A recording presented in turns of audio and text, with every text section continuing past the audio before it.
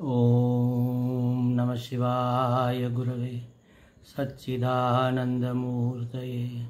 निष्प्रपंचाय शांताय निरालंबाय तेजसे।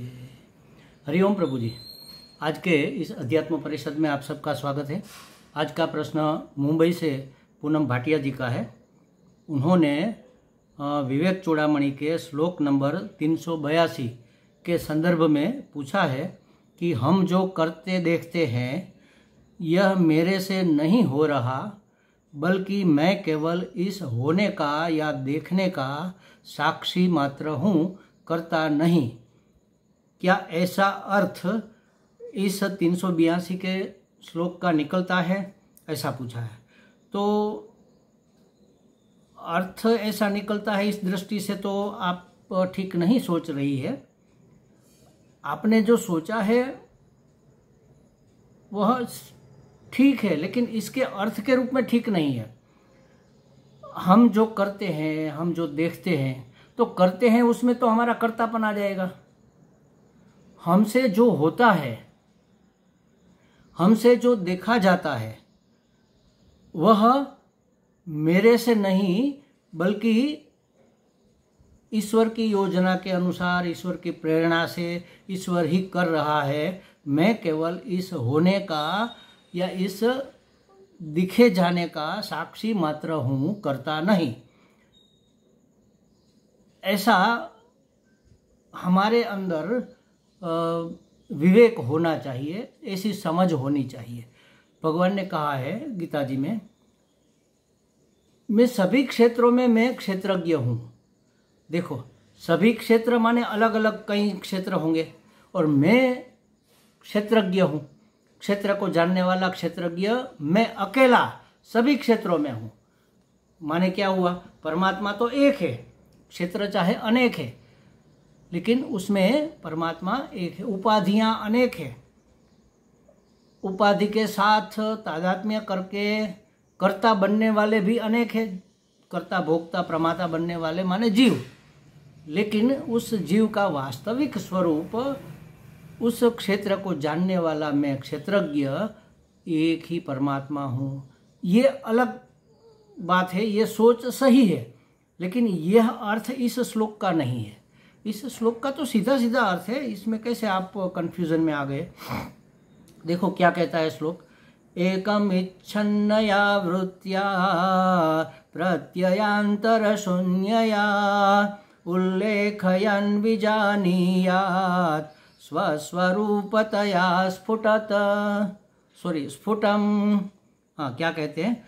अन्य प्रत्ययों से रहित अखंड वृत्ति के द्वारा इस परमात्मा को विषयी करते हुए, इस परमात्मा को विषय बनाते हुए अपने आत्मा स्वरूप से स्पष्ट साक्षात्कार कीजिए। ये तो बहुत ऊंची बात कह दी है यहाँ पर। क्या कहा है? अन्य प्रत्ययों से रहित ब्रह्माकार अखंडाकार वृत्ति के द्वारा। अखंडाकार वृत्ति करनी नहीं है महाराज, ब्रह्माकार वृत्ति करनी नहीं है, वो तो है ही। जो अखंडाकार, जो ब्रह्माकार वृत्ति है, उसके द्वारा परमात्मा को विषय करते हुए, मतलब विषय एक चीज है, विषय अलग चीज है। देखने वाला परमात्मा है, दिखने वाला संसार है। तो परमात्मा ही यह सब देख रहा है। मतलब अखंडाकार वृत्ति का मतलब क्या है? अन्य वृत्ति नहीं,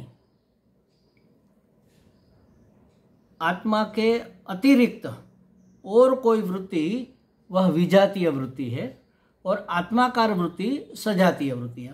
मन में किसी भी विषय का विचार उठेगा वह विजातीय वृत्ति है। ब्रह्माकार वृत्ति करने माने क्या? ब्रह्म का आकार कैसा है? वो तो निराकार है। मतलब वृत्ति किसी भी आकार की, किसी भी विषय के आकार की न रहने पाए, उसको कहेंगे ब्रह्माकार वृत्ति। तो सभी वृत्तियों को शांत करके, अनात्म रूप सभी वृत्तियों को शांत करके, सभी विषयों की वृत्तियों को शांत करके, हमारी इंद्रियों के सभी विषयों की वृत्तियों को शांत करके, आँख देखती है तो रूपाकार उसकी वृत्ति होती है। कान सुनते हैं तो शब्दाकार वृत्ति होती है। जीभ जिह्वा रसना चखती है तो स्वादाकार वृत्ति होती है मन में। हाथ स्पर्श करता है तो स्पर्शाकार वृत्ति होती है। ग्रहण हमारी नासेंद्रिया हमारी नाक कोई सुगंध लेती है तो गंधाकार वृत्ति होती है। तो हर एक वृत्ति का एक आकार बनता है। उन सभी आकारों से मुक्त का मतलब क्या? विषयों की आसक्ति छोड़ देना। किसी भी विषय के आकार की हमारे मन में वृत्ति न उठे, मन एकदम शांत प्रशांत निश्चल निर्मल हो जाए तो क्या होगा? आत्म तत्व का साक्षात्कार हो जाएगा। उस तत्व को साक्षी भी आप नहीं कहेंगे। साक्षी कब कहेंगे? दृष्टा कब कहेंगे? ज्ञाता कब कहेंगे? जब ज्ञेय वस्तु सामने है तब हम ज्ञाता है। जब दृश्य हमारे सामने है तब हम दृष्टा है। जब साक्ष्य हमारे सामने है तब हम साक्षी है। अब सामने वाली कोई चीज ही नहीं रही, मैं ही मैं हूं, मेरे अपने सिवा यहाँ कुछ भी नहीं, तो क्या दृश्य होगा? कोई दृश्य नहीं होगा, कोई साक्ष्य नहीं होगा, तो मैं साक्षी भी नहीं तब रह जाता, मैं अनंत चैतन्य मात्र बच जाता हूं। देखता हूं नहीं, देखता हूं तो देखने वाला अलग हो जाएगा। मैं मात्र अनंत चैतन्य बच जाता हूं। उसी को परम आत्मा कह लो, परमात्माकार वृत्ति।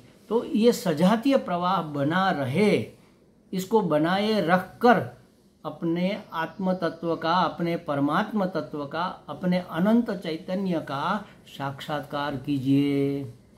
कैसे साक्षात्कार करेंगे इसका पूरा उपाय इसमें बता दिया है। इस श्लोक को बार बार अभ्यास में लेना चाहिए और बार बार इसका अर्थघटन जो दिया है उसको बार बार सुने, बार बार इसके ऊपर विचार करें। बहुत मनन की आवश्यकता है इसमें।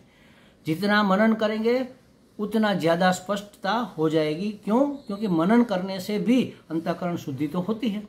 जैसे जैसे मन शुद्ध और शांत और निर्मल होता जाएगा वैसे वैसे इसका अर्थ भी स्फुरित होता जाएगा। मैंने जो समझाया ये एक मर्यादा के अंदर बात है, इसका व्याख्यान नहीं हो सकता महाराज। ये अंतिम छोर है जहाँ से हमें छलांग लगानी है। छलांग तो हमें ही लगानी है। हमें जंपिंग पैड तक हमारे गुरु, हमारे शास्त्र, हमारे संत महात्मा सब लाकर रख सकते हैं, लेकिन वहाँ से जंप हमें ही करना है। जंप करना माने क्या? इसका बार बार मनन करेंगे तो अर्थ का स्फुरण होते होते, अंतःकरण शुद्ध शांत निश्चल होते होते धीरे धीरे धीरे ये साक्षात्कार भी हमें हो सकता है।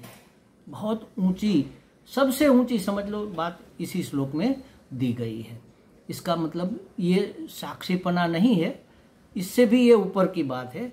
ये दृष्टा, देखता हूँ, आपने कहा मैं देखता हूँ, मैं जानता हूँ, तो देखनापन भी मतलब ज्ञातापन भी इसमें नहीं है। मैं करता नहीं हूँ, तो कर्ता भोक्तापन की तो बात ही है, अलग है। कर्ता भोक्ता प्रमाता तो मैं हूँ ही नहीं, लेकिन मैं दृष्टा भी यहाँ नहीं रह जाता, क्योंकि सामने कोई दृश्य ही नहीं है ना, मैं ही मैं हूँ। चैतन्य स्वरूप, सब स्वरूप में।